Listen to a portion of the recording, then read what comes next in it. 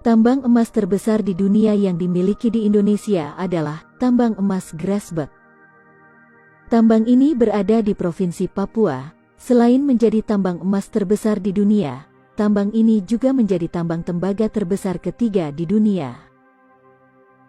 Sayangnya, tambang emas terbesar di dunia ini tidak dikelola langsung oleh pemerintah Indonesia. Hak pengelolaan area tambang Grasberg ini dimiliki oleh Freeport-McMoRan Copper and Gold dengan anak perusahaannya, PT Freeport Indonesia, yang menjadi pengelola langsung dari tambang emas ini.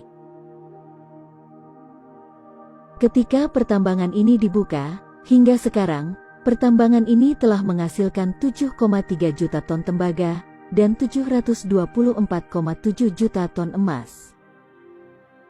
Kalau itu dibagikan pada setiap masyarakat Indonesia, maka setiap masyarakat Indonesia bisa mendapatkan kurang lebih 3 ton emas per kepala.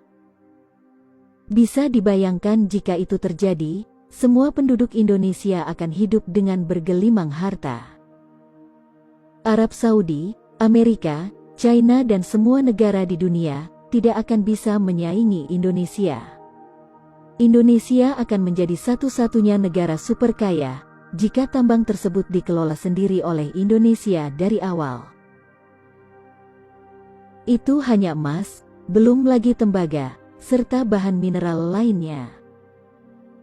Seharusnya nama kota di sana itu bukan Tembagapura, tapi lebih cocoknya Emaspura. Nama Tembagapura diberikan seolah upaya untuk menutupi mineral berharga yang mendominan di sana. Pertambangan ini dikelola oleh Amerika. Dengan kesepakatan awal mula pengelolaan tambang ini, presentasenya adalah 1% untuk negara pemilik tanah dan 99% untuk Amerika sebagai negara yang memiliki teknologi yang melakukan pertambangan di sana.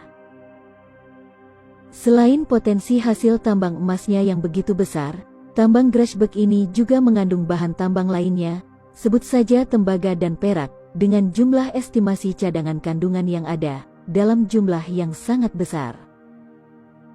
Bahkan, ketika emas, perak dan tembaga di sana mulai menipis, ternyata, di bawah lapisan emas dan tembaga, tepatnya di kedalaman 400 meter, ditemukan kandungan mineral yang harganya 100 kali lebih mahal daripada emas.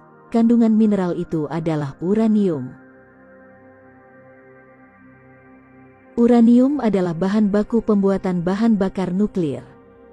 Belum jelas jumlah kandungan uranium yang ditemukan di sana, tapi kabar terakhir yang beredar, menurut para ahli, kandungan uranium di sana cukup untuk membuat pembangkit listrik nuklir dengan tenaga yang dapat menerangi seluruh bumi, hanya dengan kandungan uranium di sana. Seperti yang pernah dikatakan oleh pengamat pertambangan, pada tahun 2005, Freeport sebetulnya sudah mengakui bahwa mereka menemukan uranium, meski katanya tidak signifikan. Kecurigaan ini diperkuat lagi dengan proses smelting biji tambang sebagian dibawa ke luar negeri. Jadi bisa saja ada kandungan uraniumnya. Waktu pihak dari PT Freeport dipanggil oleh DPR, mereka pernah mengakui adanya kandungan uranium, tapi katanya tidak signifikan, porsi uranium itu sangat kecil, jadi tidak ekonomis jika dilanjutkan ditambang. Ya, wajarlah mereka berkata begitu. Di dalam kontrak dengan Indonesia, mereka hanya diperbolehkan menambang emas dan tembaga. Ini akan sangat sulit bagi pemerintah Indonesia untuk membuktikannya. Perusahaan Freeport itu tidak terbuka dan tidak bisa diaudit di Indonesia, namun terbuka di luar negeri. Namun, jika pemerintah bisa membuktikan bahwa Freeport juga menambang uranium, maka pemerintah berhak memanggil dan mengauditnya karena mereka beroperasi di Indonesia. Kecurigaan bahwa Freeport memproduksi uranium memang bukan hal baru. Pada masa pemerintahan Presiden Abdurrahman Wahid, Freeport pernah dituntut untuk ditutup oleh Menko Equine saat itu. Bagaimana pendapat kalian tentang hal ini? Tinggalkan komentar kalian di kolom komentar.